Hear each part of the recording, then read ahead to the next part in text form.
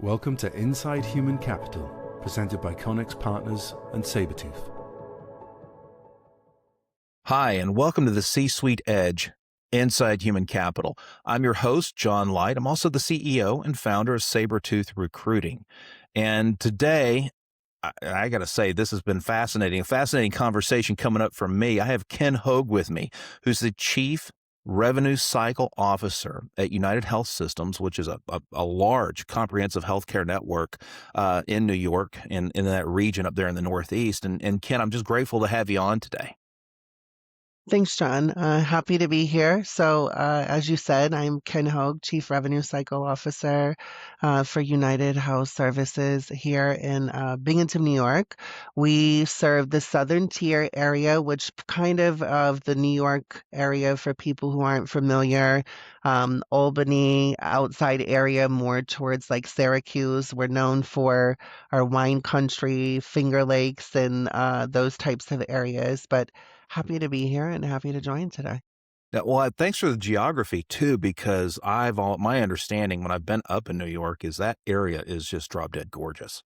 It's kind of like if you go to Virginia and you head over towards DC, the concrete and steel's a turnoff, but when you go out from it, it's just some beautiful country. And I know that Finger Lakes region is gorgeous, but cold, you know. It is. It's a nice, more preferable weather in the summer. I think fall is beautiful, but then kind of an enchanting place within the winter, kind of like a lot of the Hallmark movies that you see of some of Mm-hmm. the winter things happening in towns. Like it really is surreal sometimes here, geographically during even the cold. We'll take it. And speaking of surreal, that's a word. Maybe I'm abusing the word. I don't know. But the topic that you and I were planning to address today, I think is incredibly interesting and incredibly relevant in the market today, not just in healthcare, but really in almost every industry. And that is, how do you balance this technology, AI specifically, that's promulgating and changing, evolving so rapidly? How do you balance that with the human side of the equation, not just in your workforce? And look, just for background information for the audience sake, your remit is what, 1,500 people in your organization. It's Yeah. not small at all. And so my question is, how have you found, or how are you addressing that balance between technology and people? Sure. So I think for me, like balancing technology and people goes back to even when I was under the age of like 10. Originally, my father's retired military, 30 years, a Mm-hmm. quick adaptability to change when you move to a new duty location was embedded or instilled upon me in, a very early age, but then also suffering a traumatic event. So going through Hurricane Hugo when I was like 5 years old, we lived Oh, in wow. Charleston, South Carolina, Mm-hmm. lost everything that we had. So really, when you talk about, needing types of services that go into once you're experienced with something traumatic and you can call upon that, for me in the organization, it Mm-hmm. was how do we make sure we're balanced to our community, which is our patients, and the organization, roughly we're about 8,000 employees in the size of UHS. As the Chief Revenue Cycle Officer, I have 11 direct reports responsible for, 500 to 600 people indirectly within the organization, but we're really committed to our community, as I stated. And like with that, you have all different types of backgrounds and, challenges. But when we talk about healthcare, I think a lot of times patients are put in the center, but then it's really not done with tact or being able to navigate those things. So for me, it was how do we balance a consumer perspective before they have healthcare, right? Or they're shopping around for services. Right. Once they start to have services, how do we balance that patient perspective? And then, the customer perspective, after services are provided is very much that brand and Mm-hmm. referenceable and loyalty to an organization. So balancing all three of those to make sure that patients are coming back, we're Mm-hmm. growing the organization, but also showing the community that we're doing it differently and not fragmented. We're adding technology, adding it with a people touch in Mm-hmm. order really to try to give them communication or services within the revenue cycle area in the hope of almost 24/7, 365, whether it is people or technology. We are here for you, but it all has that human-esque touch into everything that we do, at least of what I'm leading with my team. Okay, you said a key word in there about fragmented. And every healthcare process I've been through for the most part in my life, there's some level of fragmentation, where you almost have to, as a patient or a caregiver, provider, you have to kind of put a different hat on to navigate each piece. And part of what you're doing there almost sounds like in that balance is you're creating I don't know, a healthcare Sherpa or a guide, a concierge to help people through the process because I tend to think of healthcare, especially when it comes to surgery. Say you're having a knee replacement done or a scope or whatever it might be. There's this event and there's rehab. But that chain starts way before then, right? And it moves forward when you got to talk about admin, logistics, finance, and on forward. And then on the other side of it, it's there too. And most people, if they're anything like me, man, I have the worst case of white coat syndrome ever. My blood pressure, I go to a dentist's office, doctor's office, they're wearing a white coat, blood pressure goes up. And maybe for no reason. Maybe I'm there with, taking a kid to the doctor. And it just accelerates and you get vapor lock about, well, how am I going to do this? How am I going to navigate this? I think one of the main components missing from healthcare today is the continuity of the process, the chain not being fragmented and having somebody alongside who's a true uh, helper to show some, if not compassion, show some empathy and help people through those trying times. How are you able to align your technology and people in a way to try and deliver that better experience from A to Z to your patients? So first, I think it comes through as you just hit on something, John, saying like how being a parent or, how you've shared even caring for like family members, like with me. Mine started really, I was born into this. So having, grandparents who had a practice when I was like Mm-hmm. younger, not owned by a hospital health system, but then later was acquired by a hospital health system. I really got to see kind of like both sides, like early Okay. on observing, my grandmother as the practice manager, like administrator, my grandfather, owning his own practice with nurses and others, like and helping.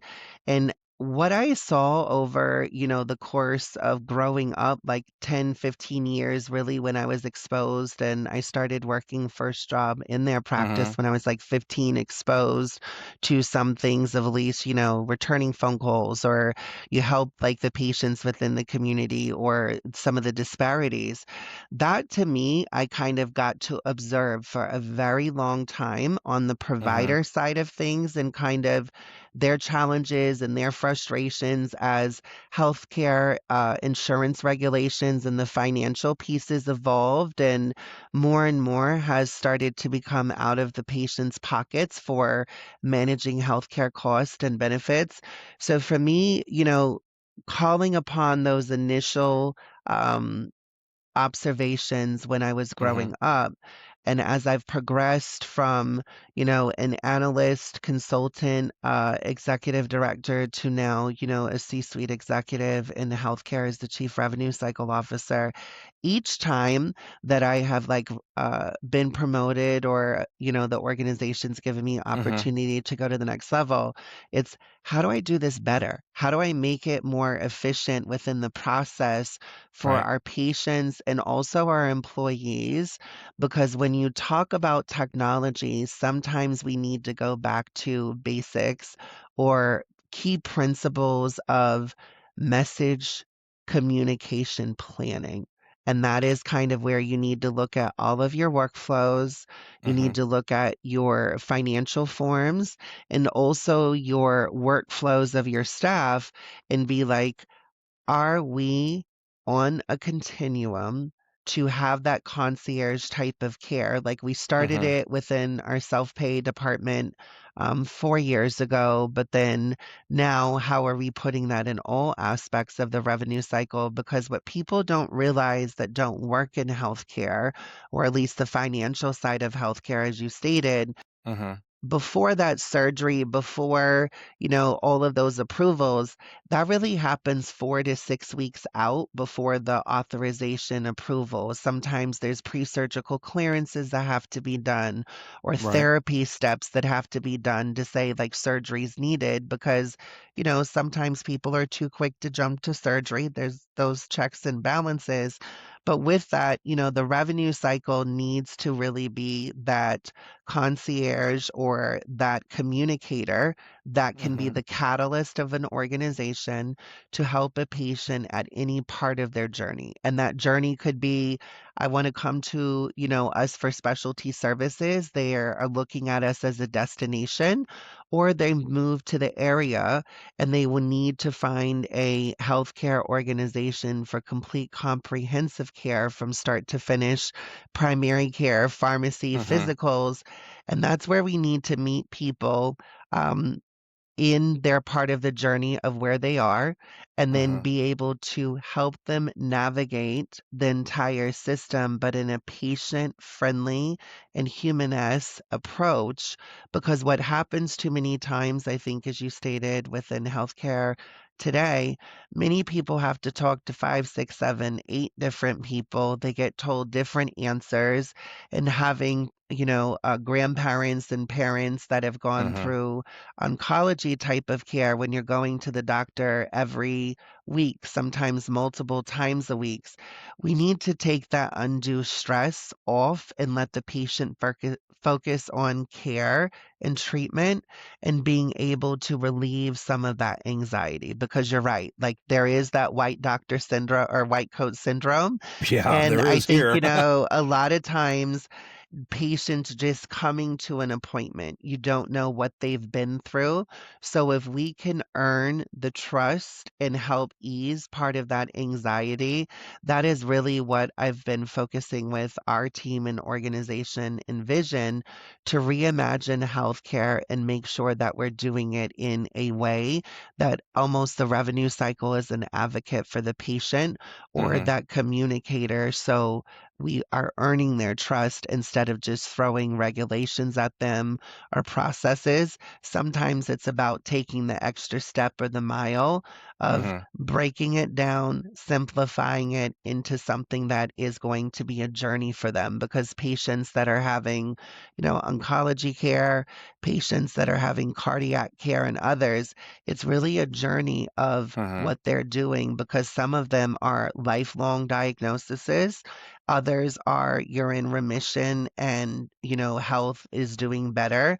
But that is something that not any person's journey is the same.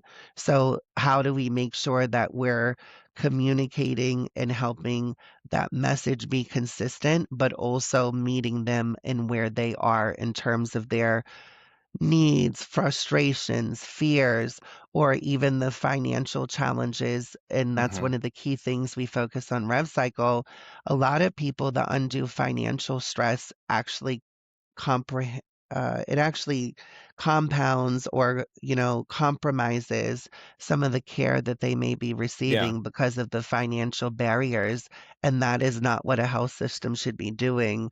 We should be looking at other alternatives, grant programs or assistance programs with the community and state and helping partner and be the liaison if we can to those programs for patients because a lot of patients don't even know what's out there until they have to experience Yeah. it firsthand.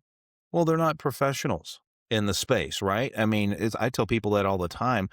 Why do you do an interview prep with every candidate that you send to a client for an interview?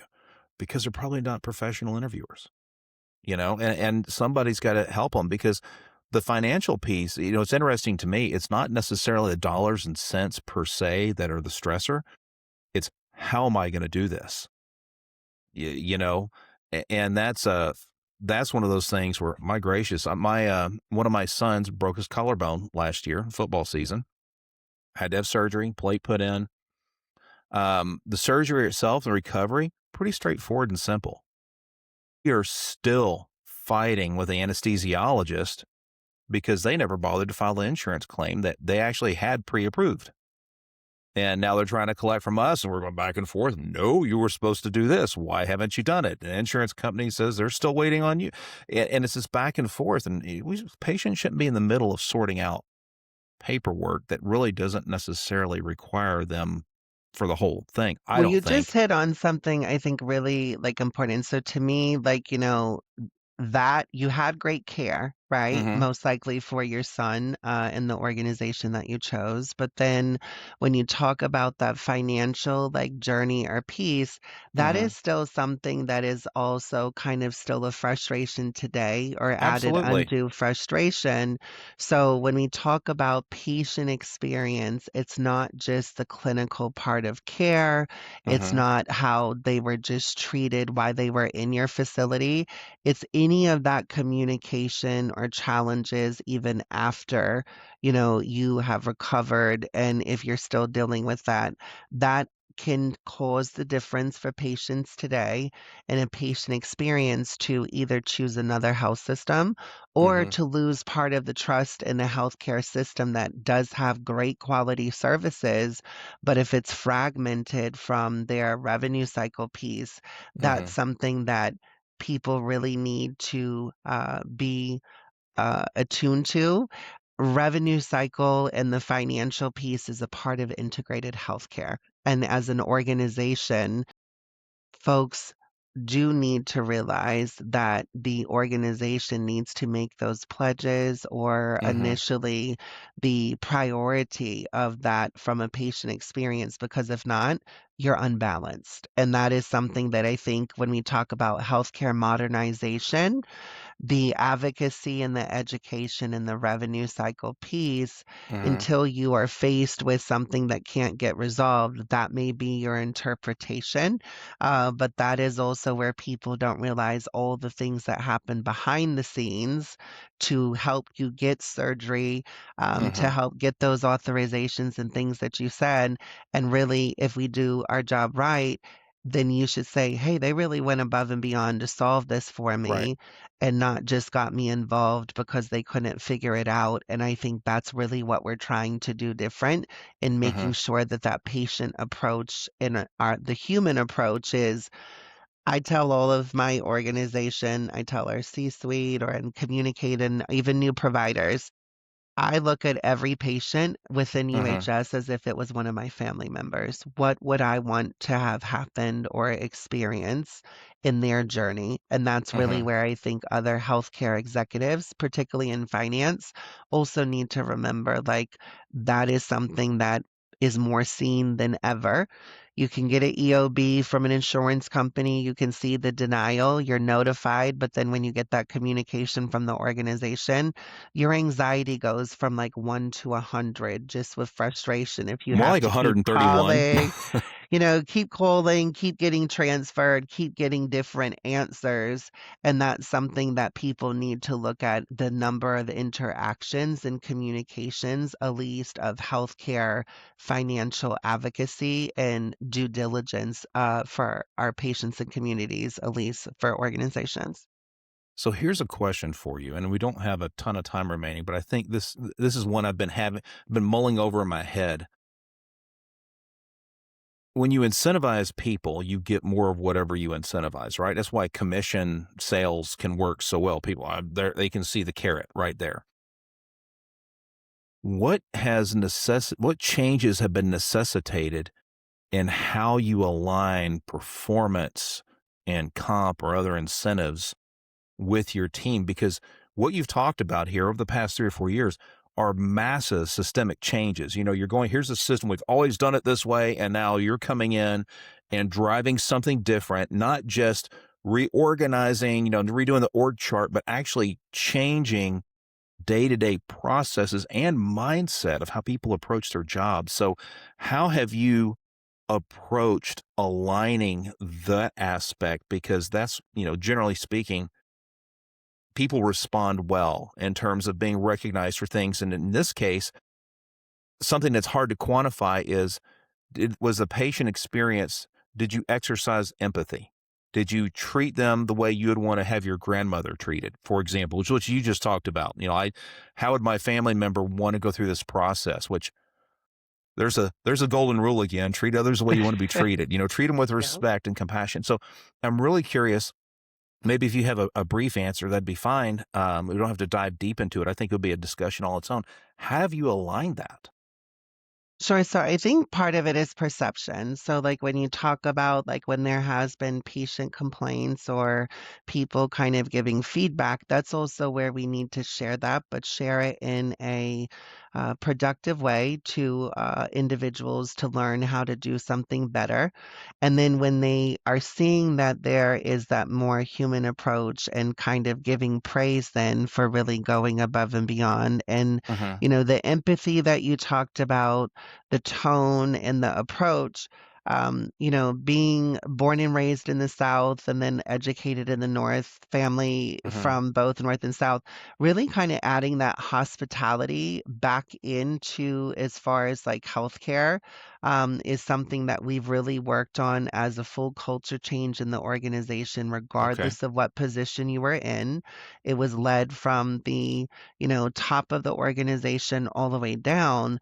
But when you talk about like a performance culture that warrants that, it's really when you talk about what your performance evaluations are, or Hmm. essentially like even the feedback of the team of, was this good? Was this as far as like, you know, great, but then you need to redefine those of, was this done solid? Was this done strong? Or was this Mm. done Okay. exceptional? And I think that that way you're able then to measure those results or tasks to really then be a part of how someone is performing or how they handled a situation. Hmm. Because when we're like, oh, that's good, what is your definition of good? What is your Yeah. definition of great? But when you can say that there's certain ranges of, that was a solid, like, answer, but how would we make this more strong? Or how would you define something being like exceptional or really like rememberable and referenceable? That's something that we have really done from a revenue cycle standpoint. And I think too, really when we talk about the growth of the organization and things with revenue cycle, more has changed in the last 5 years. And when you have a patient demographic that can be from infancy to first, a child born, older, the senior population, you have to really kind of like take that empathy approach at different levels. And that's something that we need to understand, and that a one shoe approach doesn't fit everyone. And it's really kind of, how do you have scripting or how do you have workflows that show the empathy or show that professional compassion and the trust and, teamwork and loyalty, which is in our mission statement, and how do we do that in all of our work? And some of that goes to our call centers, that are talking to our patients or advocates. You can watch and need to be more self-aware of when you're working with patients and their interactions, because if you have that blank stare, we may need to simplify it. It's a lot for them to digest, right? But when you're on the phone too, even when we've trained some of our new reps that are, taking phone calls or others, we have literally said, use a mirror on the side of your like computer screen. And if you are physically smiling, then you may be smiling with your voice and your communication, because that is something that also, that what you project is oftentimes like going to be how it's perceived. So those are the things, even if you don't see someone physically, it's more being self-aware of how you're communicating to make Hmm. sure that we're meeting the patients where they need to. And we Yeah. took that from the people approach to Hmm. technology, because the technology also needs to be done with warmth, empathy, and compassion, and not just like a monotone or a robotic approach to it. Good. Good. Well, I think we could drill down really, really deep. And I think there's probably 19 different episodes in this that we could develop. So let me ask you this question, Ken. If someone would like to connect with you, maybe talk about a specific topic and dive deeper, what's the best way for folks to find you? So to me, I think best way to find me would be on LinkedIn, see the content that like I'm posting, and then also following some of, the groups or organizations that I'm involved in, like for volunteering, for patient experiences and also healthcare finance. But LinkedIn would be the best approach. So Ken Hogue, LinkedIn.com. Yeah, and you and I are connected. So if you're connected with me and you're listening, it's easy to find Ken and hit me up if you'd rather have a warm introduction. I'm more than happy to do it because someone taking on major systems that have been in place for a long time and making qualitative, substantive changes that not only um, enhance things for your employee, for your team, for your employees, it enhances things for the patients, which I mean, that's ultimately the goal, right? We're there to serve them in your organization, whether you're sorting out insurance or you're performing a procedure. And I find that amazing, very amazing. And Ken, thank you so much for joining me today. Thanks, John. Happy to be a participant and thanks for having me. Thank you for listening to Inside Human Capital, presented by Connex Partners and Sabertooth.